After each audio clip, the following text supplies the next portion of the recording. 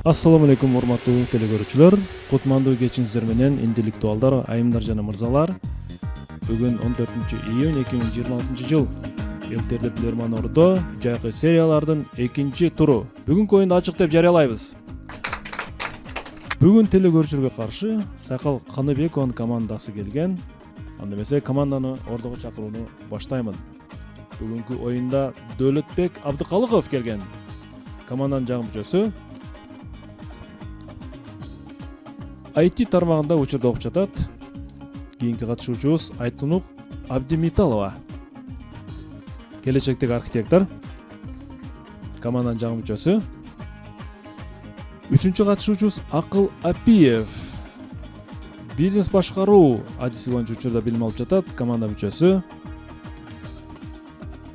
Төртүнчү катышуучубуз Дурузалы кызы Жасмина. Медицина факультетинин студенткасы.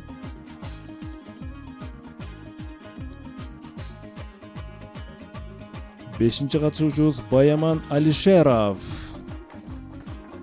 Келечектеги дипломат. Командада форварддардын бири жана команданын капитаны Сайкал Каныбекова. Котормочулук адиси боюнча учурда окуп жатат. Вышмоп окуу жайында. Мына ушул команда урматтуу телекөрүүчүлөр бүгүн сиздер менен оюн өткөрмөкчү. Дагы бир жолу кош келипсиздер, Сайкал.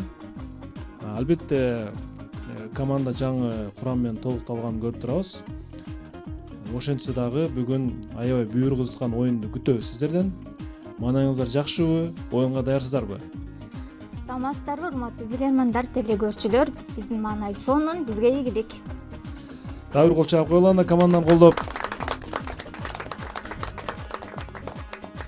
Команда кайрадан бүгүн Премьер Лигага катыша. Себеби буга чейинки оюну кышкы серияларда, жазгы серияларда команда 6-4 эсебинде 2 упай менен жеңилип калган. Бүгүн команда кандай оюн көрсөтөт, алдыдагы убакытта көрөбүз. Анда урматтуу телекөрүүчүлөр, биз оюнду баштадык. Биздин башкы өнөктөштөр адаттагыдай эле Барбол кондитердик фабрикасы адал таттуу дайыма жаңы гана сиздерге ийгилик каалайт. Дагы бир өнөктөшүбүз Таев костюм дүкөнү сиздерге жана телекөрүүчүлөргө ийгиликтерди каалайт. Биринчи раундга старт беребиз. Эсеп азырынча 0-0. Биринчи раунд. Биринчи раунд. Кайсы суроого келет? Кайсы суроого келет? Бүгүн ким мыкты оюнчу болот? Кайсы телекөрүүчүнүн суроосу мыкты суроо болот? Аны биз оюндун арасында байкайбыз. Бехруз Бердалов биринчи раундда телекөрүүчүнүн атынан командага келди. Суроого көңүл бурабыз. Урматтуу билермандар.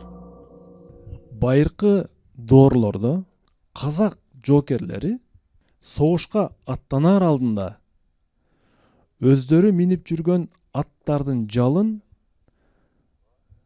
белгилүү бир тарапка өрүп коюшкан. Же оңго, же солго.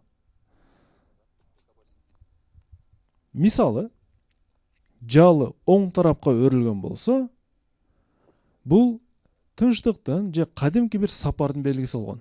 Эгер аттын жалы оң тарапка өрүлгөнүн көрсө, Акыл мырза, демек бул бир жөн сапары менен баратыптыр деп түшүнгөн.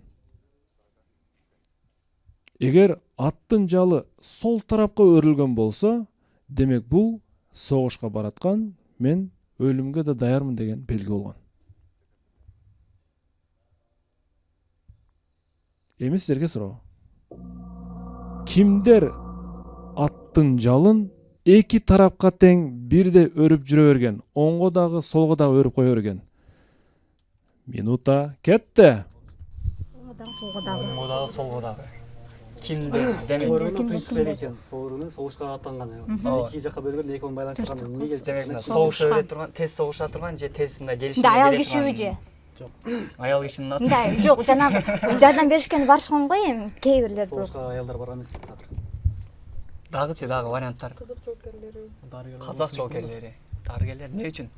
Балким тынчтык орнотуу максатынан барган, бирок эгер жок жерден согуш чыгып кетиши мүмкүн деген согушка даярбыз деген же кабарчыларбы каталып барчылар мисалы бир кабар жеткиргендерчи мисалы Элчилер, дипломаттар, азыркы тил менен айтканда дипломаттар. ал өмүрү өлүм эми мындай белгисиз го эми тынчтыкты орнотуу үчүн максат согушка даяр деген дагы бир вариант согуштан кайткандыр Сон менен согуштан кайткандыр балким дагычы жеңдик жана тынчтык алып келдик деген дагы бир эл жөнүндө эмес, дагы башка нерселер жөнүндө эмес, Кимдер деп атат, кимдер көпчүлүк болгонбу дейсизби Жок. Жок, Дипломаттар да.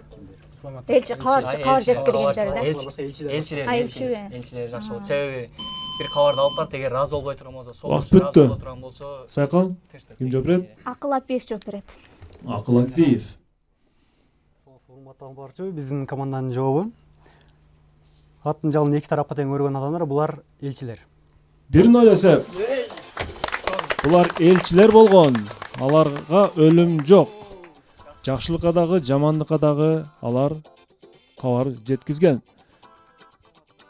Бүгүнкү күндөгү дипломаттар туура команда өз эсебине 1-0 алды. Ойнолот экинчи раунд.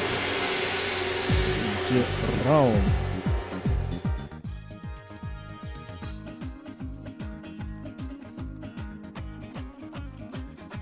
Акылбек мырза, негизи атка жакын эмеспи? каршы жакын эмесмин агай урматтуу барчу Акыркы жолу качан мингенсиз атты? акыркы жолу 2 ай болуп калды Жакшы. Аруна Тазабекова. Бишкектен сиздерге каршы суроо берет. Суроо. Англияда анын акыркысын 1500-жылы, Ирландияда 1770-жылы, Данияда 1772-жылы өлтүрүшкөн. Андан кийин өлтүрүүгө тыюу салынган. Акыркы жолу ушул жылдары өлтүрүшкөн экен. Ушуларды. Кийин алардын саны көбөйдү. Америка Кошмо Штаттарында болсо, алардын жоктугунан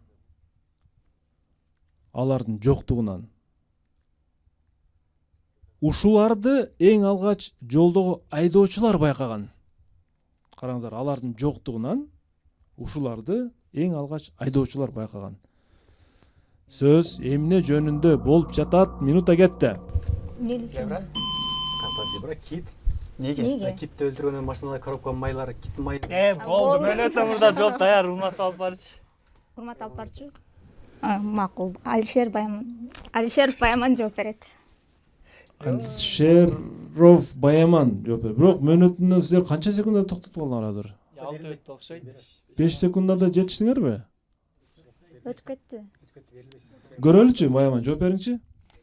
Урматтуу алып барчу, биз билебиз, киттин курамынан алынган майларды бул автомобилдин коробкасы үчүн колдонушат. Ошол нерсе киттер кырылып кеткенине байланыштуу, көп браконьерлер көбөйүп кеткенине байланыштуу анын жоктугун Америкадагылар биринчилерден болуп байкашкан. Айдоочулар деп атам да? Ооба, айдоочулар. Ошондо айдоочулар эмнени байкаган жолдон? Баяман? Машинанын коробкасынын мындай жакшы мындай педалдын тебилбей калышын же болбосо машинада май аздыгын байкашкан да. Киттин майы эң жакшы май деп ошол учурда машиналарга колдонулган. Кайсы учурда? Ойлошум боюнча бул жерде 1772-жылы өлтүрүлгөн болуп аткан болсо, 1800-жылдардын аралыгынан 1900-жылдардын аралыгына чейинки жылдарда. Демек өлтүрүлгөндөр булар киттер дедиңер. Ооба. Жооп кабыл алынат.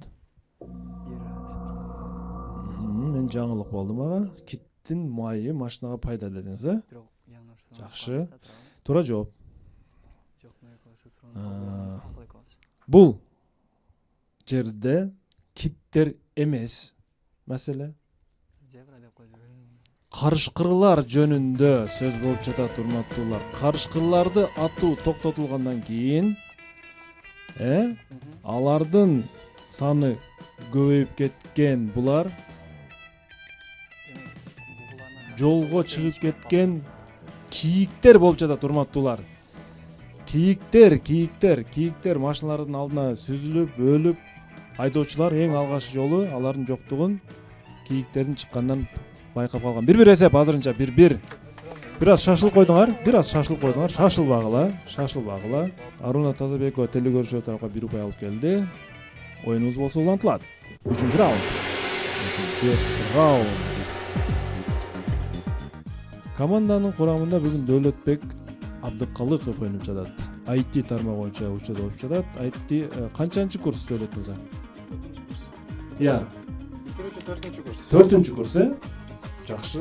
Аябай керектүү артист бүгүнкү күндө. Айпери Жаныбекова Кара Балта шаарынан сизге каршы суроо берет. Суроого көңүл бурабыз.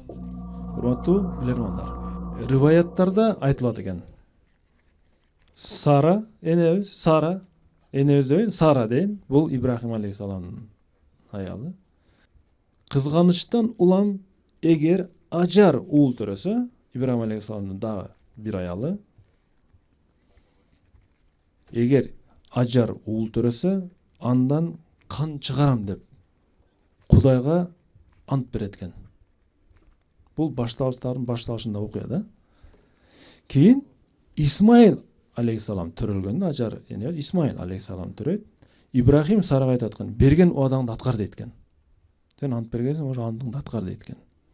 Ошондо Сара Ажар денесинин бир бөлүгүнөн кан чыгарып,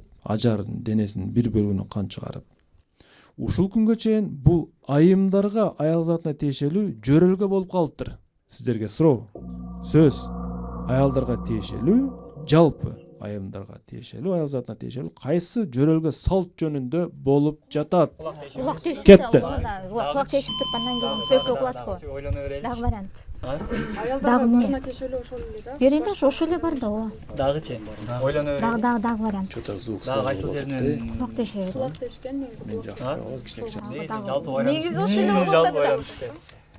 Дагы эмне кылган эми? Анализ кылганда туткан чыгарасың башка. жок, бул аял жалпы Жалпы аялга ошол. Ошол эле башка эмне жок. Кайсыл хадистерден Дагы вариант. Кайсыл хадистерден жолтуруп калганбыз? Эгер ошол кулак тешүү, сөйкө тагуу, жалпы тагуу. Кайсы риваят же хадистерден уктуп эле? Жок, ошол эле болот. Жалпы ошол эле. негизи кулак тешкенде жалпы аялдар тешпейт. жок, азыр бул жөрөлгө боюнча бирок риваяттан Жок. Ошондон кийин жок, риваятта Дагычы. ошол эле го. Кулак тешүү. Берет.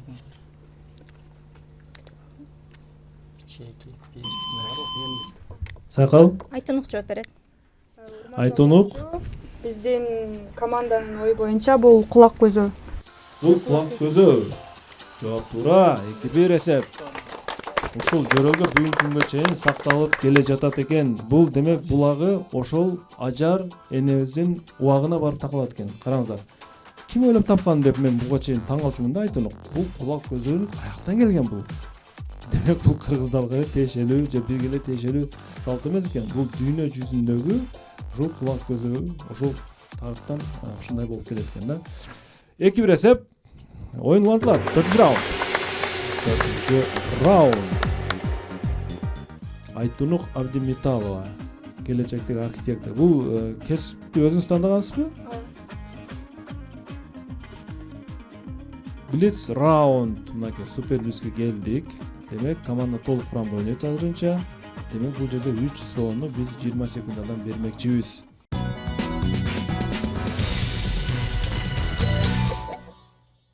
Суроо. Футбол легендаларынын бири Марадона каза болгондо аргентиналыктар аны эскерүү үчүн оюнга футболчулар ушундай Марадонанын сүрөтү түшүрүлгөн. Көрүп турасыздар, Марадонанын сүрөтү. Мен бул жерде азыр силерге бир аз чакындатып коеюн. Марадонанын сүрөтү түшүрүлгөн. Ушундай бир Adidas компаниясы жасап чыгарган футболкаларды кийишкен. Сүрөттүн үстүндө төрөлгөн жылы жазылган. Биз атайын бекитип койдук, мынакей. Атайын ак менен бекитип койдук. Төрөлгөн жылы жана ал биз менен дайыма жашайт деген маанидеги каза болгон жыл эмес, башка нерсе коюлган. Акылбек бул жака төрөлгөн жылы жана анын жанына мына ушундай маанидеги бир нерсенин сүрөтү коюлган. Эми сиздерге суроо. Эгер каза болгон жылы жазылбаган болсо, ал биз менен дайыма жашайт деген түшүнүктө болуш үчүн эмненин сүрөтү коюлушу мүмкүн? 20 секундда кетти. Түбөлүк биз менен бирге деген сыяктуу унутпайбыз деген мааниде болушу мүмкүн. Чексиздиктин. Дагы бул Аргентинага 1986 жылдагы дүйнө чемпионатын утуп бергени, балким ошондогу жыл жазылган болушу мүмкүн. Өткөн жыл эмес, башка жыл. сүрөт тартылган экен да. Сүрөт дедиби же? Сүрөттө да. Сүрөт дедиби? Анан Месси Марадонан эскер футболкасын көтөргөндө Ямаханын сүрөтү менен эсейт да көбүнчө. Бирок негизи ушул Ямаханын сүрөтү менен деген эсейт. майне берип атпайбы бул жеречи? Түбөлүк Балдан. ушул мага ушул келет. 20 секунд аяктады Сакал. Түбөлүк биз менен жашайт, унутпайбыз деген максатта чексиздиктин белгисин кылган. Төрөлгөн жылы жана чексиздик белгиси. Жооп кабыл алынат. Андан башка да кандай варианттар айтылды? Дүйнө чемпионатын алып бергендеги жылы жазылганбы деген эле божомолдор болду менде. Көрөс жооп. Чексиздиктин белгиси. Ал биз менен дайыма жашайт деген белги болгон. Жооп тура азырынча экинчи суроого өтөбүз. Суроо көп болуңуздар негизи. Мен сиздерге бир кызыктуу тарыхтагы фактыны айткым келди дейт. Ушундай кызыктуу окуялардын бири 19-кылымда бир аймакта болуп өткөн дейт. Бир аймакта болуп өткөн, жер жүзүндөгү бир аймакта. Бул аймакта 6 октябрь жума күндүн эртеси 18 октябрдагы жума күнү кирип келген. 6 октябрь жума күнүнүн эртеси болсо, кайрылы 18 октябрь жума күнү кирип келген. Бул аймак 1867 жылга барып такалат. Бул окуя 1867 жылга барып такалат. Кээ бирлери бул окуянын күнөөкөрү катарында бир аял кишини айтып келишет. Бирок тарыхтагы фактылар бул пикирдин каталыгын тастыктап турат. Аял киши эмес. Бул окуяда аял кишинин тиешеси жок дейт. Урматтуу билермандар, 1867 жылы жер планетанын түндүк тарабындагы кайсы аймак жөнүндө сөз болуп жатат бул жерде? Эмне болгон ал аймакта? Кетти 20 секундда. Түндүк тарапта 1867 жылы. Суроо 1 Америкага 6 октябрь суббота, 6 октябрь 7-8-9 12 октябрь. Календардын жаңыланышы эмеспи? Ошо бир аймакта ошо календар 1-6 октябрь жума болгондагы кирип келип, 18 октябрь Дагы кайра жума болуп кеткен. Ооба, ошондой болот. 16 октябрь деди. 18 октябрь. 16 Жок, 18 октябрдагы жума келип калып атат. Бирок 6 октябрь жуманын эртеси болуп калат. Жуманын эртеси, анан 18 октябрда. Убакыт аяктады 20 секундда. Команда Антарктида. бул кайсы окуя жөнүндө сөз кетет? 1867 жылы. Сакал ким жооп берет? Байман мырза жооп берет. Байман жооп бериңиз. Алып барчу биздин командадан олуттуу деле жооп чыкпады, бирок аракет кылып көрөлү. 1867 жылы болгон окуя, ойлоп атам, календардын жыл санагынын жаңыдан колдонулушу же башкаттан колдонулушу болушу мүмкүн. Бул ошондуктан 18 октябрь кайрадан жуманын болуп калган болушу мүмкүн, бирок илгиликтүү кайсыл жерде экенин Таппай атасыз. ооба. Түшүнүктүү. Мен жоопту кабыл ала бердим. Сиз туура жооп. Сөз Аляска жарым аралынын сатылып кетиши жөнүндө болуп атат.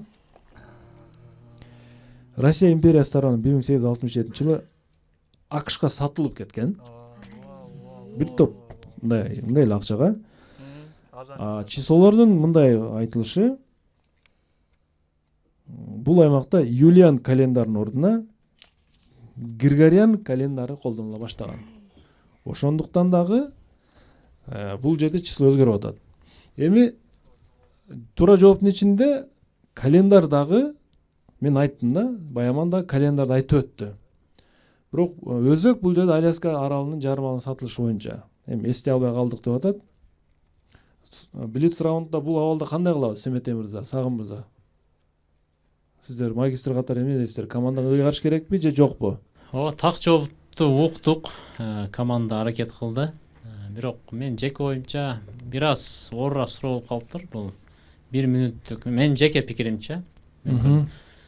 Ошону эске алып, ушул эскертүү иретинде эске алып турсак болот. Кийинкилерге биз жардам бере албай калабыз. Эми туура түшүнсө керек, Түшүнүктүү. бул жаш команданы эске алуу иретинде.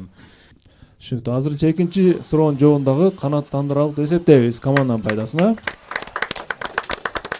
Эми үчүнчү суроо. Суроого көңүл бурабыз. Болотбек кызы Айзеректин суроосу. Илгирки заманда кыргыздар териси эң баалуу жаныбарларды бир сөз менен аташкан. Териси эң баалуу жаныбарларды бир сөз менен аташкан. Алардын бири эмне болушу мүмкүн? Суу сатуу. Айтунук, Жасмина, Акыл, Кундуз, Кундуз деп атайбыз. Алардын бири, баары эмес, бирөөсүн айтып атам. Кундуздун терисин соодагерлер алтын менен баалашкан. Бир аймак Кыргызстанда кундузга аябай мол болгон. Кундуздун байыркы аталышын табуу менен Кыргызстандагы белгилүү бир жердин атын сизден аныктап беришиңиздер керек. Демек, териси баалуу жаныбардан улам келип чыккан топоним эмне деп аталат? Кыргызстандагы бул жердин аталышы кандай? Менимче сиздер билишиңиздер керек деп ойлоймун. 20 секунда кетти. Нарын тараптан эмеспи? Суусамыр. Суусамыр. Суусамыр. Ушу болушу мүмкүн. Дагы. Кундузга байланыштуучу. Кундуз элгерки атын табыш керек. Ооба, ошо негизинен анан азыркы топоним келип ушундай чыктыр да. топонимдерди айталы. Кундуз, Кулбат, Нарын тараптагы Кундуз сууда жашайт. ооба, Суу. суусамыр. Суусамыр деген Ошол суусамыр деген сөз ошо азыр кундуз дегенди байланыштырып жанагы ошо же мурда кыргыздар караганда мындай сууда көп жашай турган болсо 20 секунд аяктады. Сайкал. Дөөлөт мырза жооп берет. Дөөлөт мырза. Урматтуу алып баруучу, биздин жообубуз бул сууга байланыштуу болгон үчүн биз суусамыр өрөөнү деп ойлойбуз. Бул суусамыр өрөөнү. Жок тура. Суусамыр өрөөнү. Бишкек Ош жолундагы баарыбыз токтоп суктанган өрөөн бул суусамыр өрөөнү. Демек, биринчи раундтан команда ийгиликтүү чыгып кетти. Магистрлердин колдоосу менен албетте. Жана эсеп болсо 3-1. 3-1 эсеп. Урматтуу телекөрүүчүлөр, бүгүн команда Премьер-лига кайрадан ат салышып атат.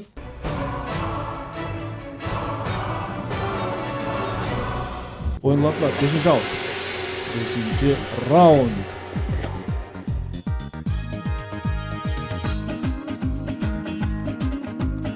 Суусамыр демек бул эмне экен? Кундуздун байыркы аталышы экен. Урматтуу билермандар. Жебеге карап алабыз. Ислам Шайлокул уулу Аксы районунан силерге суроо берет. Суроого көңүл бурабыз. Урматтуу билермандар. Жакынкы жылдары анын көрүнүшү башкачараак эле. Эми болсо андан бүркүттүн, жылдыздын жана жалбырактын сүрөтүн көрсөк болот. Бул жолу мунун автору адаттагыдай эле Adidas фирмасы болду. Муну бүгүндөн баштап биз көп эстейбиз. Сиздерге суроо. Эмне жөнүндө сөз болуп жатат? Кетти минута. Кийин бут кийимге байланыштуу эле. Аргентинанын логотиби эмес ушул. Эме футболдогу Мурда бүркүт эле. Логотиби ушундай беле. Мурун башкача болмок. Демек, Мурун азыр башкача жылдыз, болмок. жалбырак. Азыркы Бүркүт Адидастын кошулуп жана калыптыр. бүгүндөн баштап дегенге Бүгүндөн караганда баштап футболго ооба.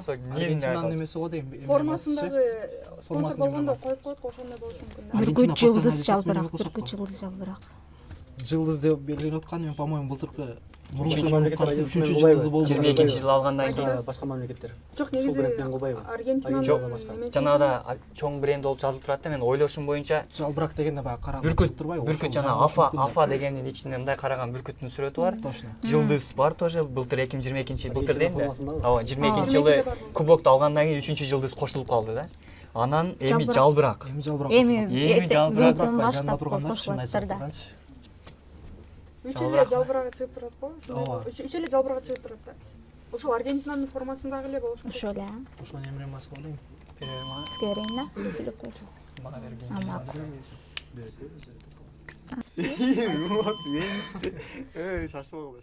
Сайкал убакыт аяктады. Дөөлөт мырза жооп берет. Дагы Дөөлөт мырза. Дөөлөт мырза, эмне жөнүндө сөз болуп жатат бул жерде? Урматтуу алып баруучу, бул биздин оюбуз боюнча бүгүндөн баштап деген сөзүңүздөн биз муну Аргентинанын формасынын эмблемасы деп ойлойбуз. Аргентинанын формасынын эмблемасында эмнелер бар анда?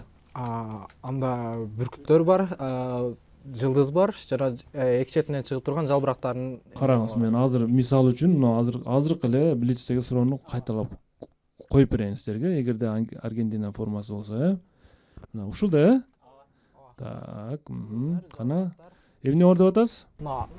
Жылдыздар, жалбырактар жана этот Бүркүт дедим. бүркүт. Афан фысында турган бүркүт. Түшүнүктүү. Жооп кабыл алынат. Жылдыз бар, жылдыздарды биз көрдүк. Жалбырак кайсы жеринде турат? АФ, Аргентинский футбольный ассоциация деген жалбырактын үстүнө коюлган деген болсоңуздар билбедим. Бүркүтү кайсы жагында турат? Сары түстөгүлөр окшойт. Окей. Аргентина футбол ассоциациясы дегенди түшүнөбүз. Жылдызга, үсүдө 2 жылдыз турат. Түйүндө буудайдын жалбырагына окшогон бүркүттү көрбөй жатам. Ф'тен үстү бүркүт бекен. Макул. Аргентина курама командасынын футболкасындагы белгилер деди Болотбек мырза. Дөөлөтбек мырза. Менин туура жоопту айтайын. Урматтуулар, 2026 жылдагы дүйнөлүк футбол чемпионаттын футболдук тобу жөнүндө суроо болду эле. Караңыздар. 3 мамлекетте болуп атат да бул, Байма мырза, туурабы?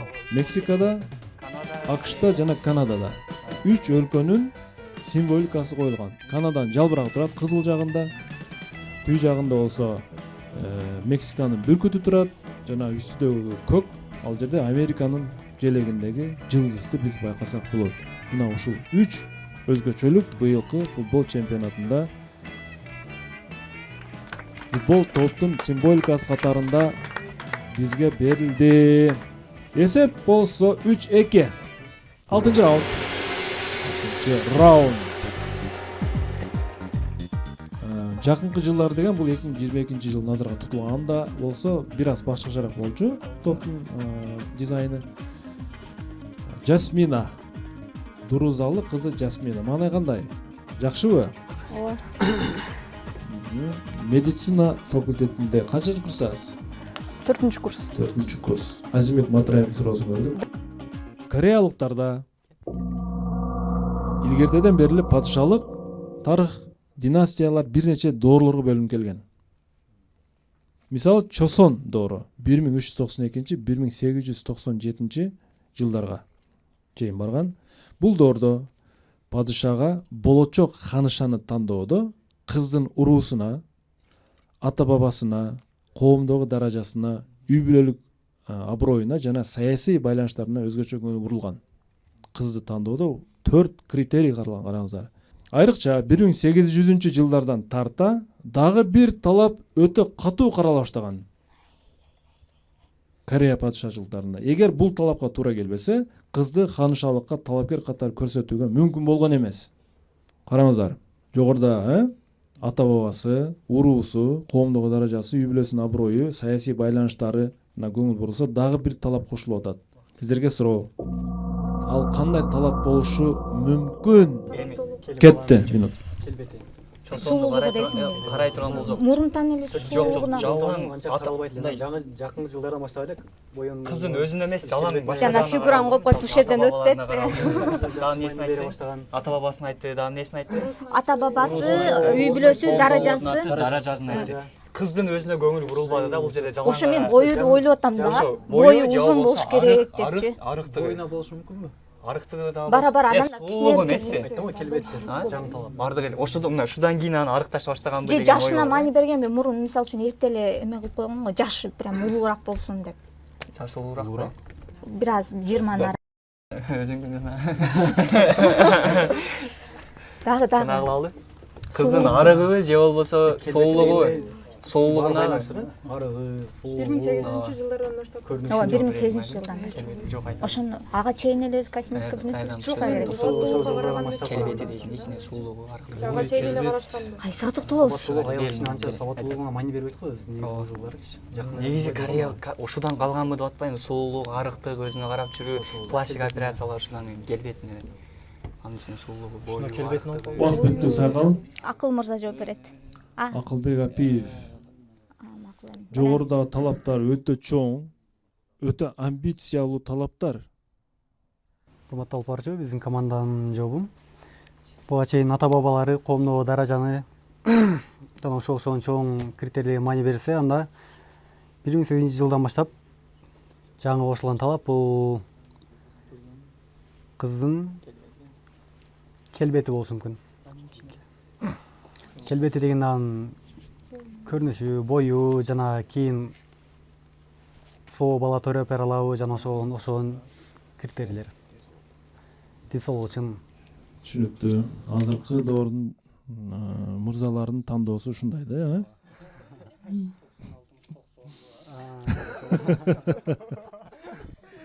косметика сулуу салонуна кирип кеттиңер го. Жооп кабыл алынат. Бир жагы бирок жакшы экен. Бир жагы мисалы кээ бир өлкөлөрдө ушундай болгон, мисалы биз билебиз, ага чейин сөзсүз мындай. Никеси жок деп коет да, бирок ушундай королдор болгон, тилекке каршы никелүү аялды алып, анан королдон баш тарткан учурлар болгон да, бул тарыхтачы, эми кызыктуу айтып коелу. Биз бул жерде ойлондук, мүмкүн ушул сөзсүз жогорку билим деген критерийди кошсо керек. Биздин жеке оюбузча. Семете мырза? Урматтуу алып баруучу, менин жообум улуттуу сөз Корей болсун деген болсо керек. Туура жооп. Маселе кыздын артына карайбыз. Ким бар артында? Албетте кыздын ата энеси, тагыраагы кыздын атасы жөнүндө бул жерде маселе. Туура жообу, кыздын атасы бар жана ал тирүү болушу шарт болгон, урматтуулар. Эмне үчүн? Үй бүлөсү кетип атпайбы? Бабасы деп келип атпайбы? Угуп турсаңар мен? Угуп турсаңар? Колдоо көрсөтө турган, аркасындагы уруучулук байланыштарды күчөтө турган адамдын өзү жок. Демек ал колдоо таппайт. Болчоктогу ханзада кыз тараптан. Көрүп атасыздарбы? Бул жерде чоң бир саясий маселелер бар да, урматтуулар. Кыздын атасынын көзү тирүү, сөзсүз тирүү болуш керек болгон. Мен ал жерде суроодо кыздын атасы сөз болуш керек деп айтпадым да. Үй бүлөсүк аброй деп койдум. Үй бүлөлүк аброй дедим. Туурабы? Азимбек Матараевдин суроосун команда бир аз таппай калды. Эсеп 3-3. Теңдешүү. Телекөрүүчү тарапка бир упай беребиз. Теңдешүү оюн болсо улантылат. 7-чи раунд. 7-чи раунд. Урматтуу телекөрүүчүлөр, бүгүн Премьер Лигага бул команда кайрадан салышып жатат. Жайкы сериялардын 2-чи туру, урматтуу команда, өткөндө жаңы команда ойногон. Бул жерде Талабек Касымов Арбан районуна силерге каршы суроо берет. Орто кылымдарда Кыргызстандан чыгып Европага барабыз. Орто кылымдарда Европада имараттын ээлери салыктан качуу үчүн бир куулук шумдукка барышкан. Ал кезде салык үй ичиндеги терезелердин санына жараша алынчу. Архитекторлор бул маселени чечүү үчүн үйдүн сырткы фасадына терезеге окшош, бирок такыр башка нерсени жасап башташкан. Архитекторлор да куулук өтүптүр. Силерге суроо, алар терезенин ордуна эмнени жасашкан анда? Минута кетти. Чыгаруучу мындай төрпүштүк нерселерди. Же болбосо Алгандай. Жана ичи көрүнбөй турган айниктер болгон эмеспи? бул Мен ойлоп атпаймынбы жана? Нелер бар? Неңер бар терезенин ордуна? терезенин ордуна. Терезе жок. Ошону ойлоп атам да, ошол сыяктуу. Жа мурун жок болгон болмор. Дагыча, вентиляция да? Тамак кылганда мынтип коюп коет го, мындай алып чыгат го. Ооба. Ошо эмне аты? Вентиляциясы кандай ошо? Түшүндүрүп беришек да. Орто кылымдарда кандай ал? Кандай эмне кылсын? Аталыш башка болгон дейсиңби жаган? Дагы айтып берейин. Көрүнүшү ошол айнек сыяктуу да, айнек окшош. Мындай ачып жапкан нерсе. Аквариумду коюп туруп эле ошону үйдүн арамазынан кылып берген эмеспи? Бул терезе эмес, бул аквариум го депчи. Аквариум? Ооба.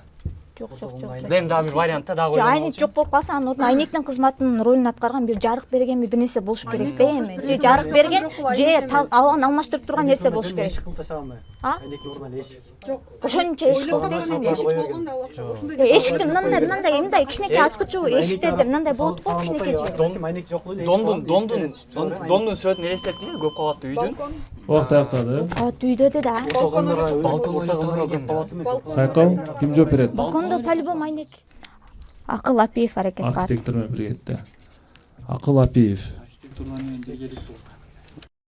урматтуу алып баруучу, бир так жообубуз жок болуп жатат, бирок ишенсе да куулук кылып көрөлү. Бир терезелерге карап салып койсо, анда терезелердин ордуна куулук кылып жөнөкөй эле эшиктер кылып коюш мүмкүн. Жөнөкөй эле эшиктерди Ооба. мисалы түшүндүрүп бериңизчи. Мисалы терезени жок кылганда эшик, анын ордуна эшик кылган. Мисалы бир эле эшик боло турган имаратка 5-6 эшик кылып коюш мүмкүн. Салыктан качуу үчүн. Ооба, терезе жок деген маанинде. Бул терезе эмес, бул эшик деш үчүн. Эгер налоговыйдан келип калсачы. Жооп кабыл алынат. Демек, алар эшиктердин санын көбөйтүп койгон деп атасыз, ушундайбы? Мен туура эле түшүндүм, жооп кабыл алынат. Эми туура жооп. Туура жооп, алар терезенин ордуна, кадимки терезенин ордуна жалган терезелер жасашкан. Ложные окна, жалган терезелер. Ал кандай? Алар дуалга терезенин формасын эле жасап, бирок ичин кирпич менен бүтөп, же жөн эле терезенин сүрөтүн тартып коюшкан. Анда салыктан качуунун максаты кандай? Ошондо сыртынан үй кооз көрүнгөн, бирок салык төлөшкөн эмес. Үйдүн кооздугу бузулган эмес, дизайн, фасад. Бирок салык төлөгөн эмес. Пожалуйста, текшерип ал деген. Терезе жок, бирок терезенин сүрөтү турат. Ошого окшоп бир терезе окшогон бир форманы жасашкан. Урматтуу команда, 4-3. Талайбек Касымовдун суроосу телегөшө тарапка чечилип калды. 8-чи раунд. Бачын болуңуздар, урматтуу команда, шанс бар. Ортодон жардам алсаңыздар болот. Мына азыркы раундда жардам алсаңыздар болот жана бонус алсаңыздар да болот. Эгерде мөөнөттөн мурда тапсаңыздар, дароо токтотсоңуздар да болот. Жакшынакай шанстар бар командада. Идинов Азамат Ош шаарынан сиздерге каршы суроо берет. Суроо. 1985-жылы интернеттеги дарек системасы, домендер, интернеттеги дарек системасы пайда болгондо сайттарды түрүнө карап бөлүшкөн. Мисалы үчүн org, латынча org. Бул уюмдар үчүн берилген домен болгон. Мисалы үчүн айталык Кыргызстан org же Азаттык org деген бүгүнкү күндө сайттар бар. Net, акыр жагы net. Мисалы үчүн акыл.net. Бул интернет тармактары үчүн дарек болгон. .gov, мисалы үчүн салык.gov бүгүнкү күндө бизде бар. Бул мамлекеттик сайттар үчүн, мамлекеттик кызматтын сайттары үчүн. .edu. Бул эмне? Окуу жайлар. Education, окуу жайлар үчүн дарек болуп жатат. Эми сиздерге суроо. Бүгүнкү күндө же болсо checkit.com деп коебуз, com. gmail.com мисалы үчүн ушул сыяктуу. checkit.com кандай чечмеленет? Аны 1990-жылга чейин санануулар гана колдоно алышкан жана алар кимдер болгон? Саналуу нелер колдонулат? 90-жылга чейин. Кетти минута. 90-жылга чейин анда бухгалтерleri, секретаршалары колдонгон да. Бул Мына edu бул education, com болгондо communication, типа бул чоң адамдардын договорунан, чоң мамлекеттик адамдардын договорлору, сүйлөшүүлөрү гана саналган адамдар. Европада WhatsAppка караганда email менен көп сүйлөшөт да. Email менен көп сүйлөшөт. Бул Жок, мамлекеттик кызматкерлер. Мына поштада иштегендер. Поштага иштегендер. Сонун бар. Саналуу эле адамдар атпайбы? Ал убакта Поштал көп болгон да. Ооба. Кочада жок. Азыркычада жок. Азыркычада ар бир адам өзүнүн коммуникация кылышы үчүн өзүнүн жеке email.com менен пайдаланат. Демек алда ушунда почтабы? Почтада иштеген адамдар кабар жөнөтчү мисалы үчүн кабар жөнөтө турган болсоң, ал сен почтальонго барасың, кабарыңды жазасың, ал .com аркылуу Почтальондор бу ошондо. почтальондор.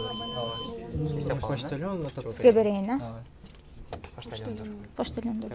Education, communication, кабарлашуу, барлашуу. Ооба. Кыргызчасы барлашуу. Ооба. Бир. Убакыт бүттү. Ортодон жардам албайсыздар. Минута бонус албайсыздар. Сиздер жооп бересиздер, Ооба. Мындай сакал? Жооп беребиз. Демек мен жогоруда силерге 4 мисалды айттым. Org, net, gov, edu. Уюмдар үчүн, интернет тармактары үчүн, мамлекеттик сайттар үчүн жана окуу жайлар үчүн болсо com, check it com дегенди анда кимдер колдонгон дедим да. Ким жооп берет? Жасмина. Жасмина. Биздин команданын ою боюнча биз токтолдук почтага тиешелүү почтальондор колдонгон деп. Негизи эле менин деле оюма ошол почта келген. Бирок команданын ою боюнча ошол жоопко токтолдук. Почтальон. Почта кызматкерлери. Кабарлашуу, баарлашуу деген мааниде. Түшүнүктүү. Почта кызматкерлери колдонгон, жооп кабыл алынат. Com деген сөз, communication деген угуп калдым мен сайкалдым. Бул баарлашуу деген түшүндүрөт деди. Түшүнүктүү. Туура жооп. Com деп бул жерде компаниялар үчүн, коммерциялык компаниялар колдонгон муну 90-жылга чейин. Компаниялар колдонушкан. Мисалы үчүн America checkit.com же adidas.com ушулар колдонгон экен. Андан кийин буну көп тармактуу болуп туруп, бул бүгүнкү күндө Gmail checkit.com, бир нерсе checkit.com болуп, бүгүнкү күндө жайылып кетсе болсо 5-3. Урматтуулар, 5-3. Чамдаңыздар, айланайындар, чамдаңыздар, мүмкүнчүлүктөрдү пайдаланыңыздар. 9-раундга старт беребиз. 9 раунд.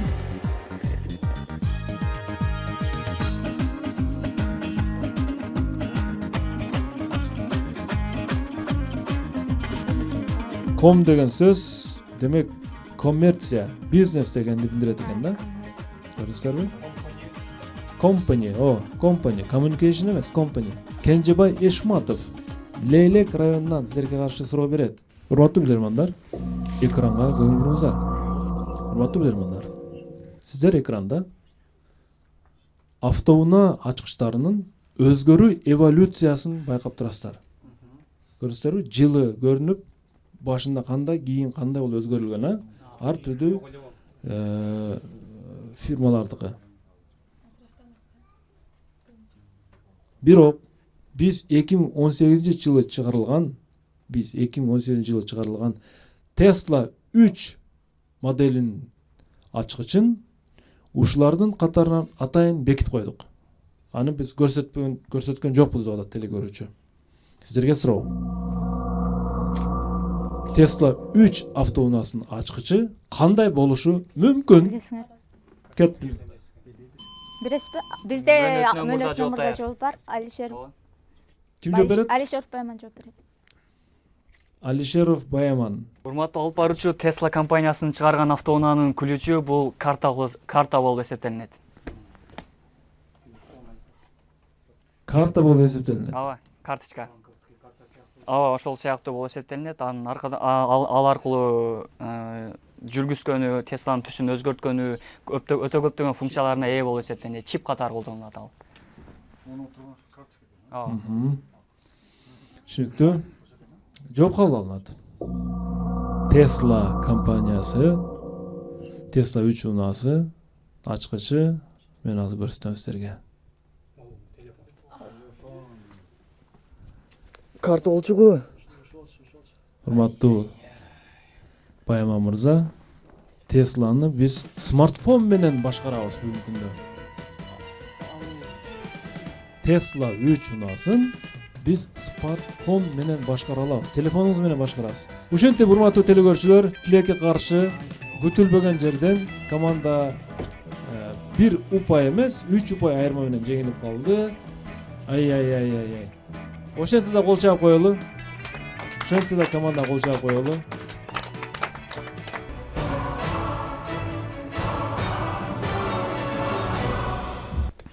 Урматтуу алып баруучу, мен өзү жеңилүүгө даяр эле болуп келгенмин психологиялык жактан. Себеби командам толук курам эмес, Ооба, 3 оюнчум чет мамлекетке кеткенине байланыштуу алмаштык, бирок жаңы оюнчулар дагы мыкты сонун оюн көрсөтүп беришти.